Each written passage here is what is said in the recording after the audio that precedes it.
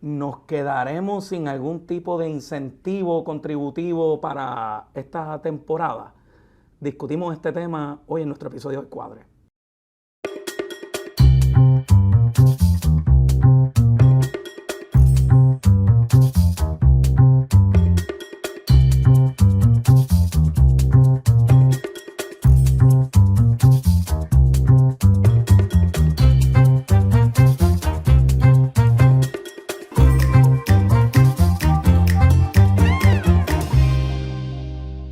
Bienvenido al Cuadre a su 27º episodio. Agradecido a todos por el apoyo. Los pasados 2 episodios yo creo que han roto récord cada uno. Ciertamente hablando del apetito que hay de las personas de entender un poco mejor estos temas fiscales. Y es que el Cuadre es ese foro, un lugar donde hablamos con un poquito más de profundidad temas que se discuten en los medios tradicionales. Y hoy queremos darle seguimiento a lo que han sido los acontecimientos de la reforma contributiva. Viene a mi mente tantas discusiones que hemos tenido en el Cuadre en los pasados 5 o 6 episodios, y si hubiera un episodio que yo hubiese querido grabar en vivo, es este, porque hay tanto ocurriendo con este tema de la reforma contributiva que definitivamente no descartamos que mientras estemos grabando esto sigan ocurriendo desarrollos. Como todos ustedes saben, la gobernadora de Puerto Rico a mediados de enero emitió su proyecto de administración sobre la reforma contributiva. Decía el equipo fiscal de la gobernadora que esto representaba cerca de 550 millones de dólares en beneficios contributivos y que iba a tener 3 principales fuentes de repago. En la eliminación de la exención de los arbitrios en los vehículos eléctricos, la tributación del IVU en los paneles solares y recortes en el gasto público. Esto quedó en el tintero porque en el proceso legislativo, por lo menos a la fecha de hoy, no se ha emitido la información relacionada a estas fuentes de repago, haciendo un poco más complejo y levantando el escepticismo tanto de la Asamblea Legislativa como de los puertorriqueños. Pero en el proceso legislativo, tanto el presidente de la Cámara como el presidente del Senado le pidieron a la Junta, a través de cartas, le pidieron a la Junta que se expresara sobre este proyecto de administración. Y el pasado viernes 30 de enero, la Junta se expresó. Y de verdad tengo reguindado el corazón al equipo fiscal de la gobernadora, porque yo he estado en esos zapatos, y cuando yo los veía expresarse durante el año pasado, yo me sentía como este papá o este tío que ve a los nenes corriendo en suelo mojado, y uno diciendo, mira, cuidado que te vas a caer, pero ellos no hicieron caso y siguieron con su corredera hasta el punto tal que se han dado una tremenda matada, particularmente el pasado viernes. ¿Y por qué digo esto? Porque la Junta, yo no voy a decir que los desmintió, pero en esencia cuestiono que esta legislación o esta propuesta pues está coja por la friolera de 370 millones de dólares al año. Yo les tengo que decir que esto era anticipable, porque cuando se sometió el proyecto de la gobernadora, no incluía todas las fuentes de repago en esa misma legislación, y eso es un requisito indispensable. Lo era en mi época. La diferencia es que cuando yo me fui, la Junta enmienda su plan fiscal y permite que fuentes de repago puedan ser reducciones en el gasto público, beneficio que yo no tenía. Si yo hubiese tenido eso como CFO del gobierno de Puerto Rico y secretario de Hacienda, créanme que el gobernador Pierluisi hubiese presentado una pieza legislativa en su reforma que la vinculara a una reducción en el presupuesto de Puerto Rico. Pero nosotros no teníamos ese beneficio que tuvo este equipo fiscal durante el pasado año, de ensamblar algo que viniese equilibrado, no tan solo en la pata de ingreso como se requería a nosotros, sino también pudiendo utilizar reducciones en el gasto público. A mí me pareció curioso que luego de un año de estar haciendo ejercicios, no acompañaran esta medida con una resolución de presupuesto reduciendo el famoso presupuesto al Fondo General. Todo lo contrario, lo que nosotros vimos el año pasado en el proceso presupuestario es que le dieron copy-paste al presupuesto del año anterior y lo treparon un poquito más. Y para mí eso era como contraintuitivo. Si tú quieres una reducción en la carga contributiva, pues ¿qué mensaje tú llevas trepando el gasto público? Pero bueno, yo renuncié al Departamento de Hacienda hace 2 años atrás y tal vez mucho ha cambiado desde que me fui para acá, pero me parecía un poco contraintuitivo y contradictorio. Y la Junta así lo vio en esta misiva. Básicamente cierra la puerta a procesos contributivos que no vengan vinculados al proceso presupuestario. Y es que los recaudos, su principal función es financiar el presupuesto al Fondo General, sin lugar a dudas. Pues la Junta lo ve como que tienen que venir paralelos. Yo puedo tener mis reparos sobre esto. La Junta también utiliza la palabra holístico. Ustedes se pueden remitir a episodios anteriores que yo digo que holístico es tráeme algo tan y tan perfecto, tan y tan comprensivo que nadie puede estar de acuerdo. Tomamos el asuntito, lo ponemos en la gaveta y para afuera. Nada ocurre. Por eso yo puedo comprender el enfoque que le estaba dando la gobernadora y el equipo fiscal de presentar proyectos más pequeños donde todas las partes pudieran estar de acuerdo y darle paso. La Junta cuestiona ese tipo de enfoque y básicamente dice que para ellos participar de la conversación de cara al futuro, pues en esencia esperarían algo mucho más comprensivo que una mera, y entre comillas, reducción en carga contributiva. Le voy a pedir a la producción que presente un poco el cálculo de la pieza. Esto está en la página 3 de la carta que le envía la Junta a los presidentes de los cuerpos legislativos. Y básicamente es una tabla que presenta los costos fiscales de esta medida. Y te dice, en esencia, que la propuesta por año cuesta cerca de 560 millones y como la propuesta se revisita, los umbrales se revisitan por inflación año a año, pues se ve que va aumentando por cerca de 40 y pico, 50 millones más el costo anual de esa medida. Yo tengo que decir que difiere un poco de este cálculo en el sentido en que en el año 2026 el costo es mayor aún. ¿Y por qué digo esto? Porque la medida tiene un carácter de retroactividad. Así que a esto se le tiene que añadir medio año más de costos. Y Paco, ¿por qué dice esto? Bueno, porque tienes que sumar en el año 2026, que vence en junio, los pagos de reintegros, por llamarle de alguna manera, de todo un año del año 2025, más acumular lo que corresponde a esos primeros 6 meses de este año, porque en el gobierno el año fiscal acaba el 30 de junio. Así que yo pensaría que los costos asociados para esa transición del 2026 eran mucho más altos que incluso lo que está calculando la Junta en esta carta. Le dieron un break ahí. De hecho, el tono de la carta es un tono distinto a lo que la Junta me enviaba a mí. Créanme que las cartas que me enviaban a mí eran más fuertes, en el sentido en que cuestionaban mucho la lógica, a pesar de que nuestras propuestas venían acompañadas de estudios económicos, cosa que no se vio en esta propuesta de la gobernadora, que los recaudos superaban por casi $1,000 millones. La proyección de recaudos de la misma Junta, donde el gobierno gastaba mucho menos de lo que presupuestaba.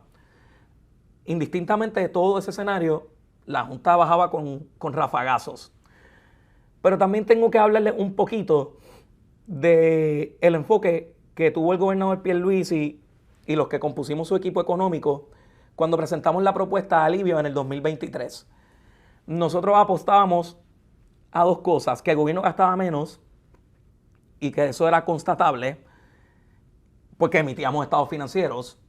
De hecho, a la fecha de hoy, el Departamento de Hacienda no ha emitido un estado financiero auditado desde el pasado abril del 2024. O sea, ha pasado todo 2025 Ya va un mes del 2026 y todavía no se emite un estado financiero auditado, así que hace los argumentos un poco más difíciles de poder comprobar. Entonces, nosotros decíamos, mira, la proyección de recaudo es mucho más alta de lo que tú dices, pero por cientos de millones, no por los 120 millones que están según los informes del Departamento de Hacienda para este año. Nos gastamos mucho menos. Hay información auditada más reciente. Nosotros vamos a presentar una propuesta de alivio, era modesta, pero totalmente ejecutable.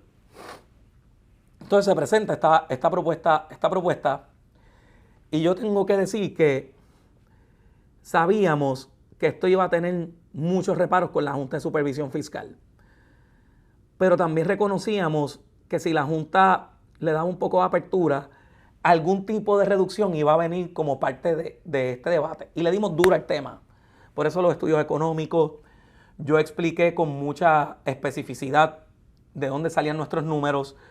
El secretario de Estado, director de la FAF en aquel entonces, Omar Marrero, también fue muy participativo en el proceso, fue muy activo también en el proceso legislativo con los presidentes de los cuerpos. El director de OGP siempre estuvo, Juan Carlos Blanco, en cierto grado de stand-by de si venía alguna contraoferta de la Junta de poder utilizar el gasto público a pesar de que el plan fiscal lo impedía en ese momento. Así que nosotros teníamos nuestra estrategia para poder lograr algún tipo de beneficio. Sin embargo, tengo que decir que las conversaciones fueron empujando al punto tal que el secretario Marrero y el director Juan Carlos Blanco venían a donde mí y me decían, Paco, prepárate para tener una contraoferta de algún tipo de incentivo reintegrable.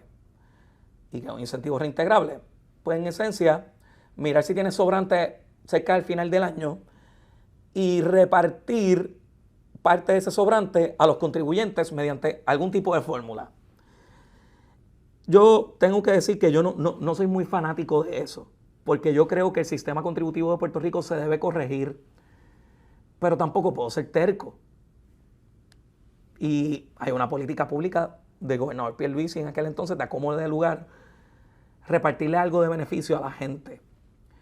También mi secretario auxiliar de Rentas Internas me decía, mira, nosotros podemos implementar esto de alguna manera y nos sentamos con el equipo y diseñamos este incentivo reintegrable que no era más que comparar la responsabilidad contributiva actual bajo las leyes caras versus lo que proponía Pedro Pierluisi y esa diferencia enviarle un pago a la gente. Y de ahí surge el incentivo reintegrable. Recuerdo sentarnos con la Junta y con el gobernador, la Junta y el equipo financiero, y la Junta con su posición de que no podían dar de manera recurrente unas rebajas contributivas sin una fuente de repago a nivel de ingresos, pero que sí estaban dispuestos a implementar o autorizar la implementación de algo temporero. Y ahí el equipo que estaba bien preparado, que sabíamos a lo que jugábamos, sacamos un plan. Sacamos un plan y le dijimos, Junta, pues mira, podemos tener este programa de incentivos reintegrables. Y estos son los meses que nos tomaría implementarlo. Esas conversaciones se dieron a final del año 2023. Yo no les voy a mentir, ya mi corazón estaba saliendo del Departamento de Hacienda. Ya yo estaba a semanas de presentar mi carta de renuncia sabiendo ya que me iba. Pero por otra parte sentía cierto grado de alegría de que a pesar de que yo iba a renunciar, sabiéndolo en lo personal, mi equipo no lo sabía, solo lo sabía mi esposa y mi familia. Sentía que íbamos a dejar tal vez un pequeño legado y ese primer paso a lograr un sistema contributivo más equitativo. De ahí surge el incentivo reintegrable. Fue a pesar de mí, porque yo creí en otra cosa. Pero como yo le he dicho a ustedes, el enemigo de lo bueno es lo perfecto.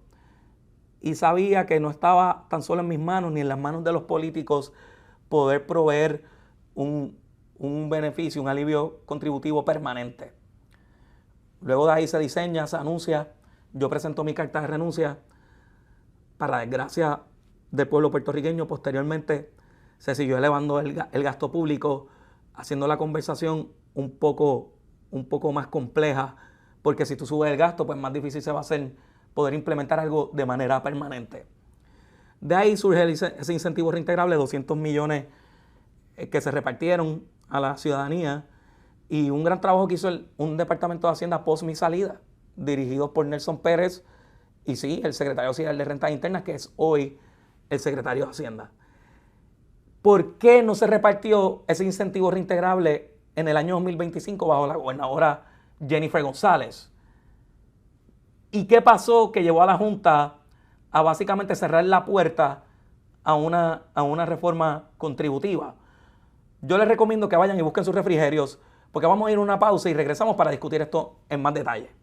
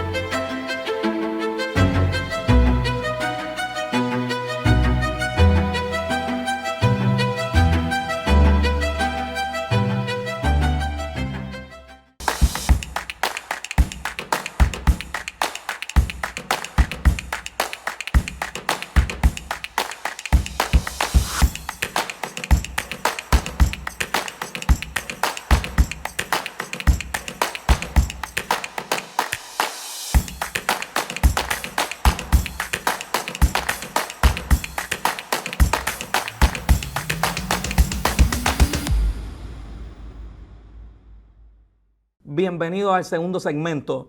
Discutimos un poco el trasfondo del incentivo reintegrable. Yo no fui el autor intelectual. Los autores intelectuales, yo creo que fue una combinación de las circunstancias. El secretario de Estado Omar Marrero, el director de OGP Juan Carlos Blanco, y por debajo mi secretario auxiliar de Rentas Internas, que también me impulsaba a verme sin otra alternativa que no fuera algo de ese beneficio a través de un programa de esa naturaleza, que posterior a mi renuncia, el equipo del Departamento de Hacienda, el glorioso Departamento de Hacienda, implementó de una manera muy impresionante. Ciertamente hicieron un gran trabajo en el 2024 posterior a mi renuncia. Vamos a retomar un poquito al inicio del año natural 2025. A mí me pareció curioso que la gobernadora de Puerto Rico, Jennifer González, en ese momento, despachara el asunto de repartir un incentivo reintegrable de una manera tan liviana y como en desprecio de la idea. Básicamente diciendo, no, yo no voy a repartir eso, nosotros vamos a ir con una reforma contributiva.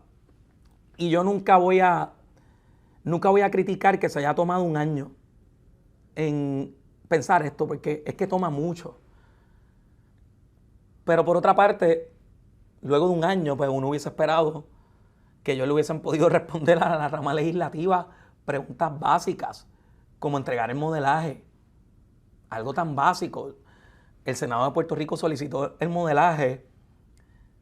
En mi época, yo hubiese hecho lo indecible por entregar el modelaje esa misma tarde y decir, mira, toma el modelaje y el resto de las preguntas te las voy a contestar dentro del término que me proveíste, pero para alguna manera responder, porque se levantó una laguna tan grande, ver el silencio de una medida que vino acompañada con un memorial que levantaba más dudas y cuestionamientos que respuestas. Pero ese es el estilo de cada cual, a pesar de que 2 de los 3 miembros del equipo fiscal de la gobernadora formaron parte de mi equipo de trabajo, y verdaderamente yo les deseo el mayor de los éxitos y me causó mucho orgullo que fueran escogidos para ser parte del equipo financiero de la gobernadora, la verdad es que ellos son los que deciden y ellos tienen su estrategia y su estilo. Y aunque uno quisiera que las cosas fueran distintas, pues lo que queda es respetarle el tiempo y espacio que utilizan para implementar la política pública. Pero me pareció curioso en aquel entonces que la gobernadora dijera eso y dije, se está metiendo en una camisa de 11 varas si los hechos y circunstancias son similares a los que yo viví antes de renunciar en el Departamento de Hacienda. Sin embargo, le voy a pedir a la producción que presente este documento. La Asamblea Legislativa tenía una visión un poco más pragmática en el 2025, a pesar de que la gobernadora le pasó el camión y la planadora a esta idea. En enero de 2025, el presidente Tomás Rivera Chats, si mi memoria no falla, él fue portavoz. Y esto es indistinto del asesoramiento, independiente del asesoramiento que yo pueda estar brindándole al Senado y lo que discutimos en el episodio pasado. Los hechos son los hechos. Tengo que decir que el presidente, pues, él tiene el beneficio de que fue portavoz de la minoría cuando se presentó el incentivo reintegrable y él presenta una idea similar para implementarla en el 2025. La gobernadora le cierra la puerta. Pues nos vimos sin incentivo y sin una reforma contributiva. Entonces, pues te pone a pensar hacia qué ruta es la que vamos, porque importa más los mensajes políticos que el bienestar de la gente. Realmente eso es lo que refrenda el equipo fiscal de la gobernadora. Un año 2025 que fue bastante bueno a nivel de recaudo, yo creo que el mejor, y todo luce que va a ser mejor que este año. Y cerraron la puerta a esto. ¿Por qué? ¿Por qué razón privarle a la ciudadanía de implementar una resolución de esta naturaleza? Si eran unos hechos y circunstancias bien similares a los del 2024. Pues está bien, pues vamos a esperar por una reforma contributiva, pero entonces la reforma contributiva son 22 páginas con 13 de memorial, sin una fuente de repago a nivel de gasto, a través de un vehículo legislativo y sin la respuesta oportuna a los miembros de la rama legislativa, que se les estaba exigiendo que aprobaran esta medida sin enmiendas, porque se descuadraba, pero la Junta escribió una carta, una disertación de 7 páginas indicando que estaba coja. Ciertamente son cosas que levantan la atención y que creo que los ciudadanos en Puerto Rico pues debemos reflexionar sobre esto que luce como una improvisación al más alto nivel.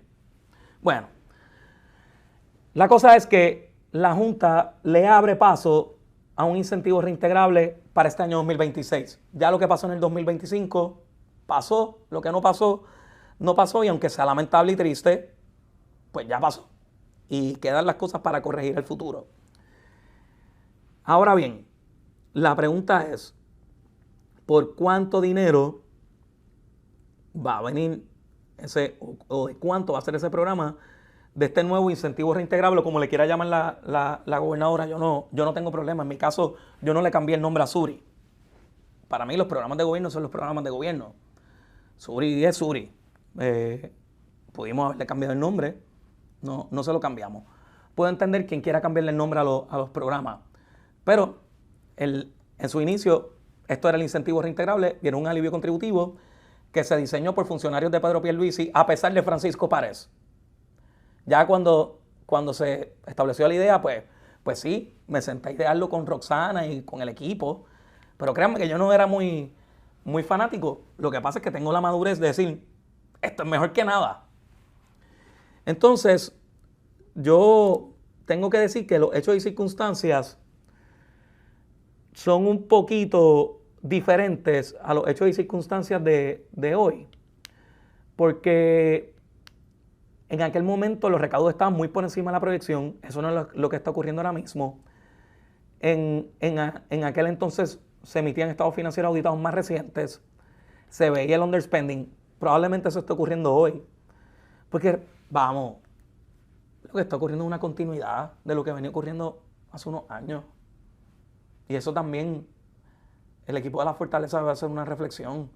Si verdaderamente están impactando la gobernanza como habían prometido. Esa reflexión debe venir y eso no es nada malo. Realmente estamos cambiando el aparato de gobierno como prometimos. Estamos siendo efectivos en esos quehaceres. Y bueno, la Junta, aunque es silente en su carta sobre la cuantía de cuánto están abiertos a dar sobre el incentivo reintegrable, sí da unos atisbos de por dónde va el tiro y establecen que debe ser con los recursos disponibles. Claro está. Ellos están velando por esa sección 209 de promesa, que es la sección de terminación, el balance de los resultados operacionales, donde los ingresos deben ser más altos que los egresos. Así que estos ingresos son más altos que los gastos para ese año en particular. Y eso debe ocurrir 4 años consecutivos para que ellos se puedan ir. Entonces, mirándolo y mirando la reducción en recaudos, yo no voy a ser cuidadoso porque yo no tengo toda la información y ya el Departamento de Hacienda no ejerce esta práctica de emitir estos comunicados de prensa de recaudos dando detalles. Son mucho más escasos estos tipos de comunicados y cuando los emiten, pues son mucho más parcos. Y probablemente no. El secretario de Hacienda, créanme que tiene más información que nosotros. El secretario de Hacienda sabe, aunque los recaudos que se han publicado es hasta noviembre, él sabe lo que ocurrió en diciembre y tiene una gran noción de lo que ocurrió en enero, porque los recaudos yo los veía de manera casi diaria y lo discutía con mi economista casi de manera diaria. Eran las conversaciones más brutales. Una de las partes bonitas del cargo, tú poder ver toda esa información y absorberla, interpretarla. Así que él sabe lo que está ocurriendo. Él habla de que los recaudos están por encima de la proyección en $120 millones. Eso es un hecho según los informes reportados por el Departamento de Hacienda. Pero ocupa un poquito que están 300 millones por debajo al mismo periodo del año anterior. Si eso no le preocupa a él, pues perfecto, él pues tendrá más tolerancia a riesgo. Los funcionarios financieros, los oficiales financieros, organización pública y privada, cada cual tiene su estilo. Yo no tengo tanta tolerancia al riesgo. Cuando nosotros presentamos la propuesta de Pierluisi se hizo un contexto y unos hechos y circunstancias. Todavía el presidente Trump no era presidente. En ese momento se esperaba, ¿verdad?, un crecimiento un poco mayor. Se enmendaron, nosotros presentamos unos planes fiscales implementando la reforma. Nosotros realmente creíamos que era totalmente implementable con el desempeño que estábamos teniendo. Pero ya esos hechos y circunstancias no son así. Ya el ritmo con que se reparten los fondos federales de reconstrucción ha mermado significativamente. Yo he visto estudios que te hablan casi de un 30% de reducción. Eso evidentemente desacelera un poco. Se está viendo en los recaudos, estamos 300 millones por debajo. Si mi memoria no falla, 3 de los pasados 5 meses hasta noviembre, de esos primeros 5 meses del año fiscal, han estado por debajo del desempeño en comparación con el año anterior. Esos no son los indicadores que un secretario de Hacienda quisiera ver cuando estamos implementando reducciones en carga contributiva. Ciertamente hace la conversación más incómoda. Yo me sospecho que la Junta también lo está viendo.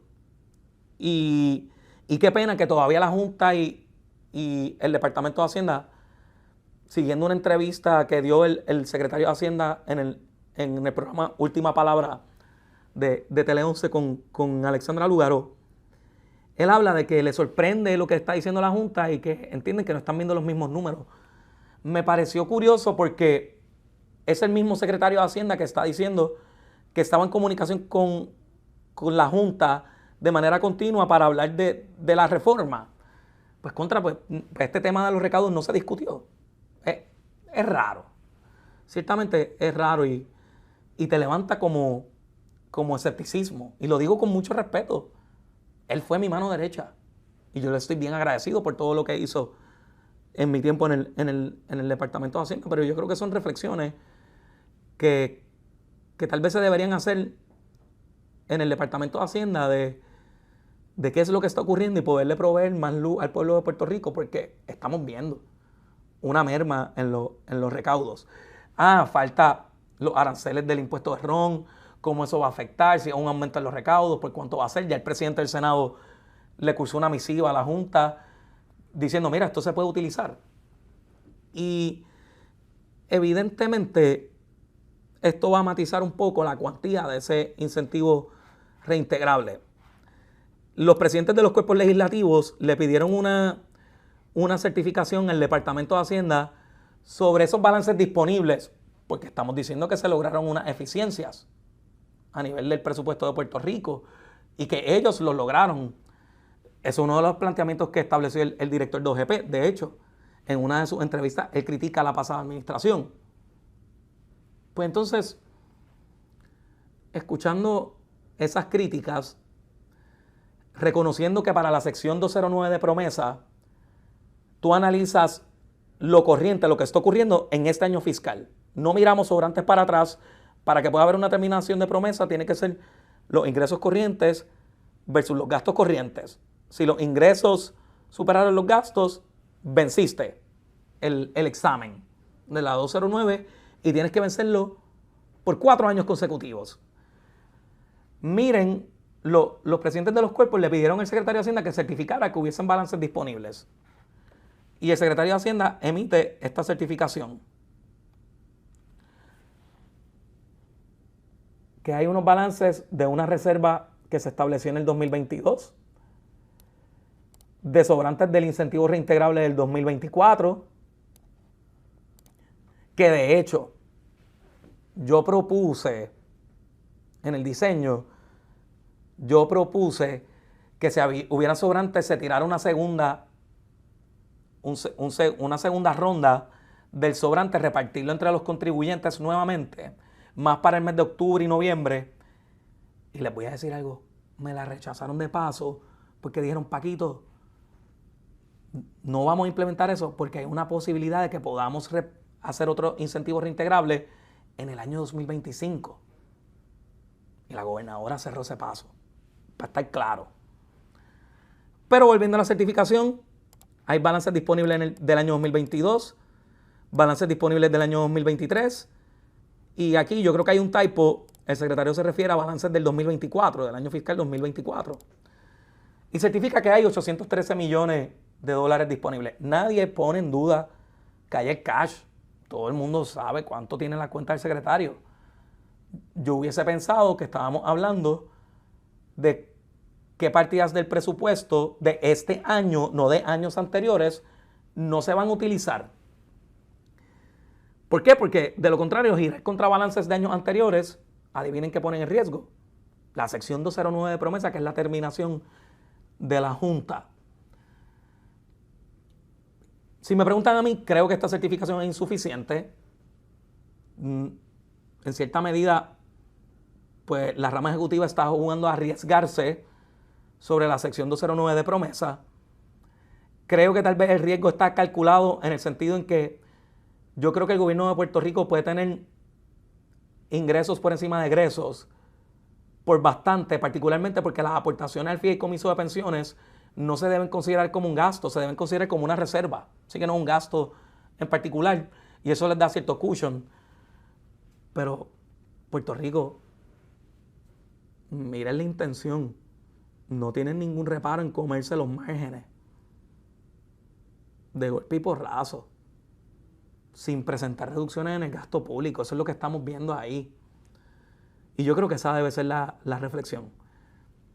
No quisiera vaticinar, pero no me sorprendería que en esencia ustedes tengan acceso a un incentivo reintegrable, no necesariamente por los 554 millones que propuso la señora gobernadora el viernes pasado, el viernes 30, para repartir a modo de incentivo reintegrable en un programa similar al que implementó el gobernador Pierluisi en el año 2024.